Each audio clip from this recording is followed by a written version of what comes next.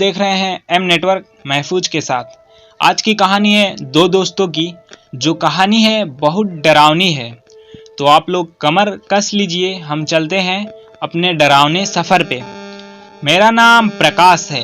मैं घूमने का बहुत शौक़ रखता हूँ अलग अलग जगहों पर। मैंने अभी तक 38 जगहों पर घूमा था। मुझे तो अभी और घूमना था। मुझे एक जगह के बारे में पता लगता है, मैं वहाँ भी घूमना चाहता हूँ।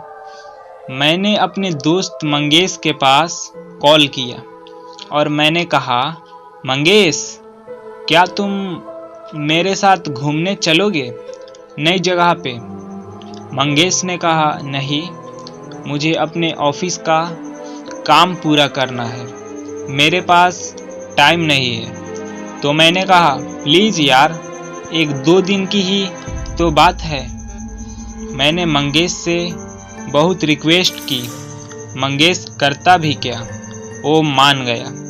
फिर हम दोनों कार में बैठे और चल दिए अपने मंजिल के पास। मंगेश ड्राइविंग सीट पर ड्राइव कर रहा था, मैं उसके बगल में बैठा बाहर के नज़ारों का मज़ा ले रहा था। लगभग दोपहर के 2 बज रहे थे। हम दोनों ने सुबह का ही खाना खाया था और हम जहाँ पे थे वहाँ कोई होटल तो क्या, कोई घर भी नज़र नहीं आ रहा था। हम हाईवे के बीचों बीच थे। मैंने मंगेश से कहा, लगता है कि आज हमें भूखा ही रहना पड़ेगा। मंगेश बोला, क्यों? मैंने कहा, इस सुनसान जगह पे खाना कहाँ से मिलेगा? मंगेश ने कहा, मैंने तो डिक्की में 4 दिनों का खाना रखा हुआ है। मैंने कहा, तो अभी तक बताया क्यों नहीं? भूखे जान निकली जा रही है। मंगेश बोला, याद नहीं था। मैं बोला, अब याद आ गया ना, गाड़ी रोको, थोड़ा खाना खा लें।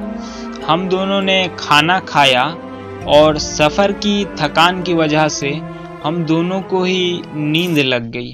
और सीधे हम जब उठते हैं तो रात के 8 बज चुके थे। हम बिल्कुल सुनसान जगह पे थे। वहाँ ना कोई घर था और ना ही कोई होटल था तो सिर्फ बड़े बड़े घने लंबे पेड़, कोहरी रात थी।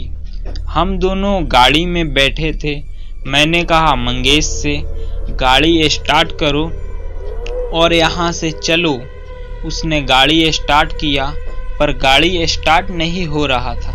अब तो मेरी सांसें अटक गई। इतने अंधेरे सुनसान सड़क पे हमारी गाड़ी खराब हो गई थी।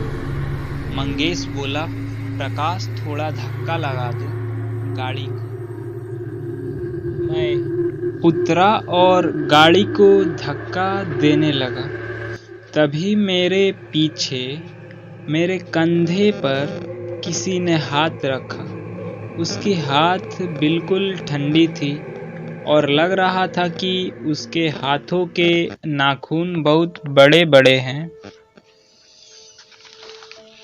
मेरे तो पसीने छूट रहे थे।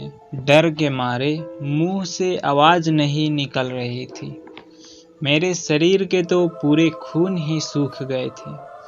मैंने डरते डरते पीछे देखा तो ये क्या, वे तो मंगेश था।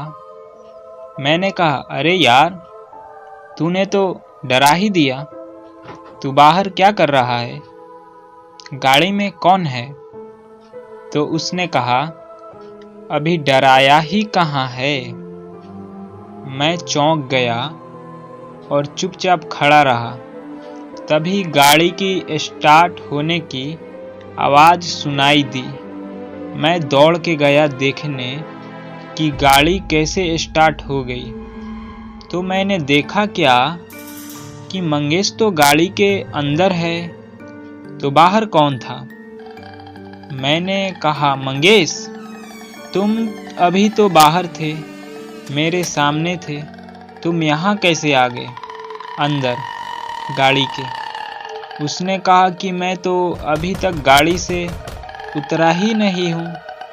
ये सुनते ही मेरे तो होश ही उड़ गए। मैं जल्दी से गाड़ी के अंदर बैठा और बोला, गाड़ी को घुमाकर घर की ओर ले चलो जल्दी। मंगेश बोला, क्यों? मैंने कहा, अभी सवाल मत पूछो, जल्दी चलो। वो वैसा ही करता है। गाड़ी घुमाकर घर की ओर हम दोनों निकल पड़ते हैं। रात भर गाड़ी चलाने के बाद हम लोग सुबह के 4 बजे घर पहुंच जाते हैं। मंगेश बोला, अब तो बता दो हुआ क्या था, हम वापस क्यों आए घर? मैंने कहा, तुम गाड़ी से उतरे ही नहीं थे और मैंने तुमसे बाहर बातें की। मंगेश ने कहा, ये कैसे हो सकता है? वो कोई भूत प्रेत पिशाच तो नहीं था? मैंने कहा, जो कोई भी हो, अब मैं कभी भी अनसुनी जगह या रहस्यमय जगहों पर कभी नहीं जाऊंगा।